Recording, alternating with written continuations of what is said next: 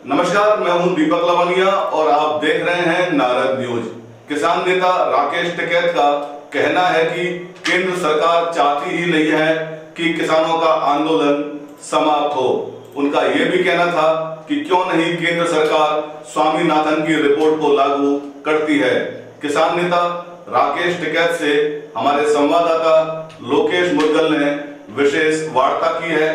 आप भी सुनिए क्या कहना है किसान नेता राकेश टिकैत का। आज हमारे साथ में है किसान आंदोलन के प्रमुख सूत्रधार राकेश टिकैत, जो भरतपुर पहुंचे हैं और इनसे नारद न्यूज की विशेष वार्ता में जानते हैं कि इनका क्या संदेश है किसानों के लिए।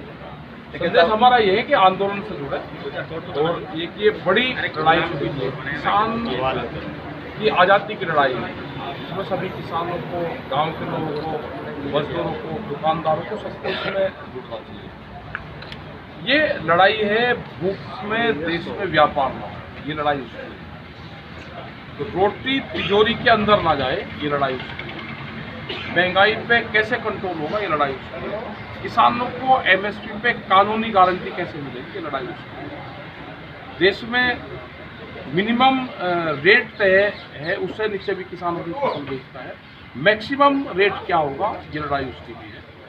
तो ये तो जन आंदोलन है, इसमें सबको। सरकार से आपकी कई वार्ताएं हुई, कई बार विफल रही हैं, लेकिन कई बार आप पे आरोप लगते रहे कि सरकार की आप हर उससे राजी हैं, लेकिन उसके बाद में भी आंदोलन जिसका तस चल रहा है, तो इसके बारे में क्या कहना है? नहीं, हम सरकार की बात से कोई सहमति हमारी नहीं बनी। 2 बिलों पर जरूर उनसे सहमति बनी है, लेकिन अभी तो और महत्वपूर्ण है, पेस्टिसाइड भी ला रहा है, अभी सीड भी ला रहा है। भारत सरकार ये बताएगी किस क्षेत्र में क्या चीज़ बोलनी है। कंपनियां एडवाइज करेगी। कंपनी का अगर किसी का दूसरी कंपनी का बीज किसी के खेत में मिल गया, उसको मुकदमे दर्ज होंगे, अलग से पुलिस थाने खुल रहे हैं। देश में बीज के थाने भी खुलते हैं क्या? तो ये तो बड़ी बड़ी कंपनियों को जमीनें बेचने का एक बड़ा षड्यंत्र रहेगा। जैसे ब्राज़ील में है, ब्राज़ील में जितना बड़ा राजस्थान, 4 आदमियों के पास में इतनी जमीन है सारी। ये तो कंपनी के हवाले देश को करना चाहते हैं, वो नहीं होगा। देश में भूख पर व्यापार नहीं होगा। यह आंदोलन जब तक जारी रहेगा जब तक एमएसपी का कानून नहीं बनेगा। कई जगह किसानों में भी कहीं ना कहीं कुछ भ्रम फैला हुआ है इस बिल को लेकर के। कई जगह किसान सक्रिय नहीं है, तो उनके लिए आप क्या कहना चाहोगे? नहीं, अगर वे कम रेट पर अपनी फसलें बेच रहे हैं तो कानून खराब है। अगर उनको ज़्यादा रेट मिल रहा है तो बता दो मुझे, देश में कोई एक किसान बता दो कि मुझे ज़्यादा रेट पर मुझे मुनाफा है, वो अपना फार्मूला बता दो भाई, हम भी उसी से सीख लेंगे। ये पार्टी का फार्मूला तो हो सके, लेकिन किसान का फार्मूला नहीं। किसान को देश में घाटे की खेती करना है। अब ये समय आ गया है कि किसानों को, मजदूरों को, दुकानदारों सबको अग्रणी होकर बड़ी बड़ी जो कंपनियां आ रही है उसको वोट करना है। तो भरतपुर के किसानों के लिए आप किसान आंदोलन से जुड़ने के लिए क्या संदेश देना चाहते हो, क्या अपील करना चाहते हो, नारद न्यूज के माध्यम से बताइए। यहाँ के किसानों से ये है कि जुड़े। यहाँ का किसान भी पूर्ण रूप से दिक्कत में है और उसकी भी खरीद नहीं हो सकती। वो सरसों हो, वो यहाँ का चना हो, वो यहाँ का गेहूँ हो, यहाँ का बाजरी हो। ये लड़ाई उसकी है कि एमएसपी से नीचे पर खरीद ना हो। ये कानूनी गारंटी सरकार ने। यहाँ के लोग भी जुड़े, यहाँ के बड़े आंदोलन, यहाँ के एक प्लांट यहाँ पर लग रहा था जिसमें कूड़ी का आंदोलन है। तो यहाँ पे पानी नहीं है, यहाँ पे बिजलियाँ महंगी हैं। तो ये आंदोलन है, सबके खिलाफ आंदोलन है। देश से किसान जुड़े, मजदूर जुड़े और अपने आंदोलन को मजबूत करें। ये देश का आंदोलन है। आप लोग जुड़ोगे, दिल्ली के नज़दीक हो, तो इन लोगों की बड़ी जिम्मेदारी पड़ती है।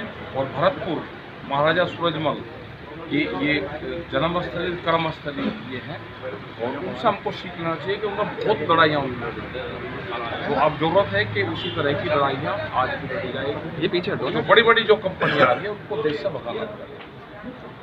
और तो टिकैत साहब ने अभी बताया कि भरतपुर हमेशा से वीरों की भूमि रही है और यह आंदोलन एमएसपी से नीचे की किसी भी सहमति पर खत्म नहीं किया जाएगा। यह लड़ाई जनता की है और जरूरत की है। किसानों की लड़ाई में हमेशा वह साथ रहेंगे।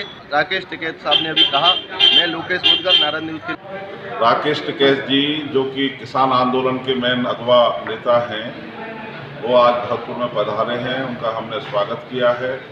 साथ ही हम केंद्र सरकार से मांग करते हैं कि जो 3 कानून जो किसान के लिए लेकर के आई है वो कतई किसान के हित में नहीं है और किसान उन बिलों को जब पसंद ही नहीं कर रहा तो उन बिलों को लाने की ऐसी आवश्यकता क्या है कि सरकार की उन बिलों को तुरंत वापस लिया जाए और एमएसपी पर एक नया कानून तैयार किया जाए, जिससे एक दो 3 4 बीघे के जो किसान जमीन के जोता हैं वो उनका पूरा परिवार उस खेती में लगा रहता है, तो कम से कम 1 बीघे किसान जिसके पास जमीन है उसको कम से कम 50,000 रुपये सालाना इनकम नहीं हो। तो इस प्रकार के कानूनों का क्या फायदा। इसलिए हम मांग करते हैं कि जो आम गरीब किसान हैं जिनके पास कम जमीनें हैं उनको आवश्यकता ज़्यादा है एमएसपी की, इसलिए एमएसपी का नया कानून बना करके और तुरंत प्रभाव से केंद्र सरकार इस हठधर्मता को तोड़े और उनको माने और किसानों के साथ में न्याय करे, जिससे एक अमीरी और गरीबी के बीच में जो खाई पड़ती जा रही है वो खाई खत्म हो और आम जन का जीवन सुलभ हो। ये मांग करना चाहिए।